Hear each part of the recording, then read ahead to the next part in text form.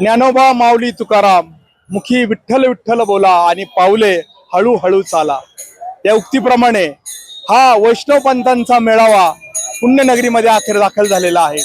आपल्या विठ्ठलाला भेटण्यासाठी हे वारकरी मजल दर मजल करत प्रत्येक गावच्या ठिकाणी मुक्काम करत आषाढी एकादशीला पांडुरंगाचं दर्शन घेण्यासाठी त्या पांडुरंगाला भेटण्यासाठी पायी दरवर्षीप्रमाणे चालत जात असं चित्र आपल्याला पाहायला मिळतंय। मी उभा आहे शिवाजीनगर पुणे येथून।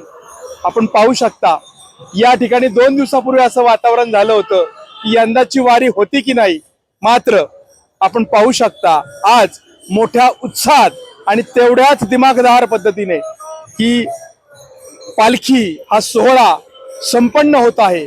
सर्व वारकरींच्या चेहऱ्यावर मोठा आनंद या ठिकाणी आपल्याला पाहायला मिळतोय। आपल्या विठ्ठलाला भेटण्यासाठी मुखामध्ये नामस्मरण, हातामध्ये तुळस आणि फक्त मनामध्ये सर्व अभंगांचाच गोषवारा, घरातलं सर्व दुःख विसरून आपल्या आयुष्यामध्ये असलेले सर्व दुःख विसरून आषाढी एकादशी पर्यंत फक्त विठ्ठल विठ्ठल विठ्ठल विठ्ठलाचाच नामघोष करत हा सर्व सोहळा पंढरपूरला आषाढी एकादशीच्या दिवशी पोहोचणार आहे। 2 दिवसापूर्वी आळंदीमध्ये मोठ्या प्रमाणात पाऊस झाल्यामुळे तेथील पूल जे आहेत ते पूर्णपणे शासनाकडे बंद केलेले होते आणि यंदाची वारी नेमकी कोणत्या पद्धतीने होणार हा देखील मोठा सवाल या ठिकाणी उपस्थित होणार होता। मात्र त्या पांडुरंगालाच काळजी आणि आपण पाहू शकता या पुण्यनगरीमध्ये सर्व वारकरी संप्रदाय हे वैष्णव पंथ या ठिकाणी मोठ्या उत्साहानं आणि आनंदानं या पुण्यामध्ये दाखल झालेले आहेत। 2 दिवसाच्या पाहुणचारासाठी सर्व पुणेकर या ठिकाणी त्यांच्या स्वागतासाठी उभे आहेत।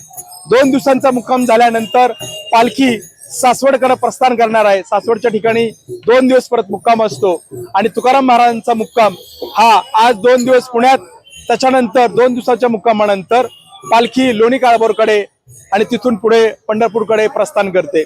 आपण पाहू शकता पुण्यात वारकरी दाखल होताच वरुण राजाने देखील त्यांचं स्वागत केलेलं आहे आणि सर्व वारकऱ्यांच्या चेहऱ्यावर मोठा आनंद या ठिकाणी आपल्याला पाहायला मिळतोय। आपण काही वारकऱ्यांशी आपण काही संवाद साधणार आहोत।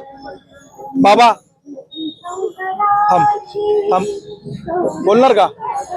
तुम्ही वारी करताय 12 वर्ष झालं. 12 वर्ष। कुठलं गाव? आम्ही किनवट. कुठं आलं ते? तालुका जिल्हा? यवतमाळ जिल्हा तालुका उमरखेड. नाव काय आपलं? गोविंद पोटे.